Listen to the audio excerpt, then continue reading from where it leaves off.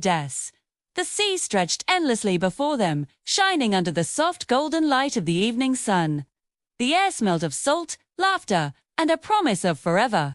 Aarav and Mira had been married for only 2 weeks. Their wedding had been a swirl of colors, music, and blessings. But this, their honeymoon in Santorini, Greece, was the first time it was just the two of them, away from family, tradition, and noise. As they walked along the whitewashed streets overlooking the ocean, Mira's hand rested easily in Aarav's.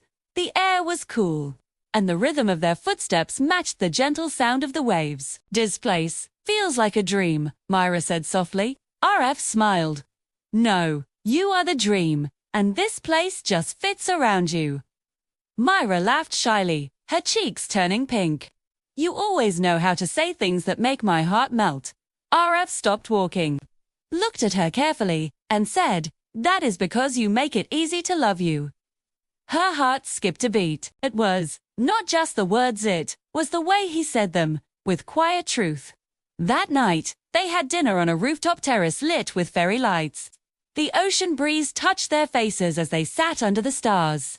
Aarav poured her a glass of sparkling juice and said, "To our new beginning." Mira raised her glass.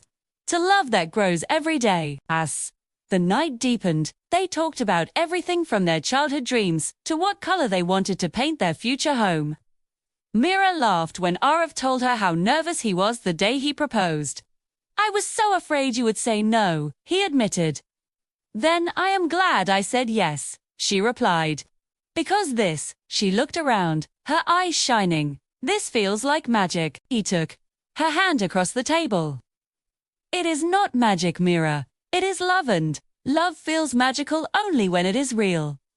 The next morning, they woke early to watch the sunrise. Wrapped in a blanket on the balcony, Mira leaned her head against Aarav's shoulder.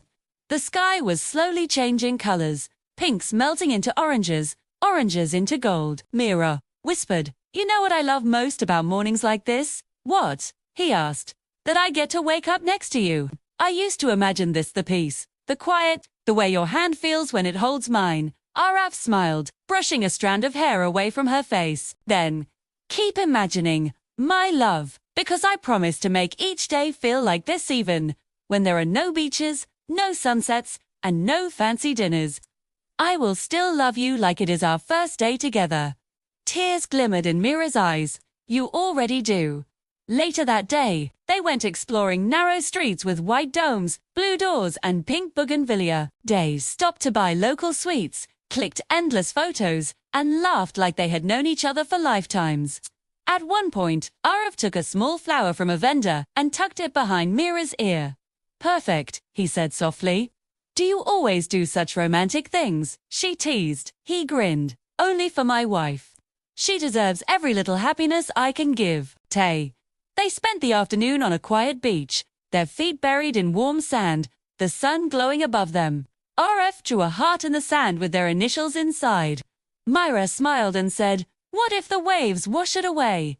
He looked at her lovingly. "Then I will draw it again every day, if I have to."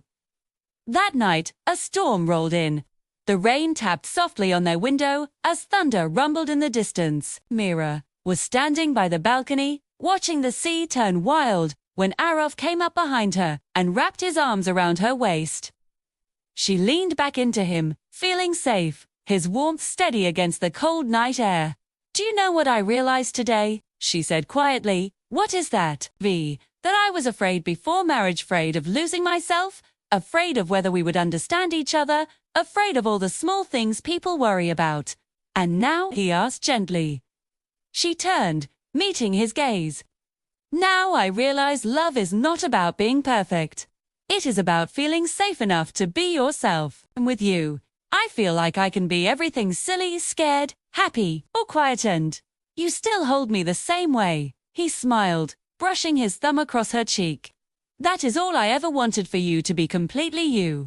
Because that is the woman I fell in love with." For a moment, neither spoke. The sound of rain filled the silence, wrapping them in its rhythm. Aarav kissed her forehead softly, his lips lingering, their promise written not in words, but in warmth. The next few days passed like a soft dream. They rode scooters through narrow lanes, danced in the rain, shared ice cream under the stars, and even got lost once laughing until they cried. Every moment felt new, yet deeply familiar, as if their souls had always known each other. On their final night, they returned to the same rooftop where they had their first dinner. The same fairy lights shimmered above them. Aarav looked across the table and said, "When we go back home, life will not always be this quiet. There will be work, responsibilities, maybe even arguments. But I want you to know, I will never stop choosing you. Every single day." Mira's eyes filled with tears again, but this time they were tears of joy. "And I will never stop believing in us," she whispered. He reached out and took her hand, pulling her close. The ocean breeze surrounded them, and somewhere between laughter and silence, they kissed slow, gentle, filled with everything words could never say. 'Twas not just a kiss of love, it was a promise that no matter how life changed, they would always return to this feeling, to this moment, to each other. And under the endless Greek sky, two hearts began their forever. If this story touched your heart, do not forget to like, share, and subscribe to Heart Talk Stories, where love is not just told, it is felt.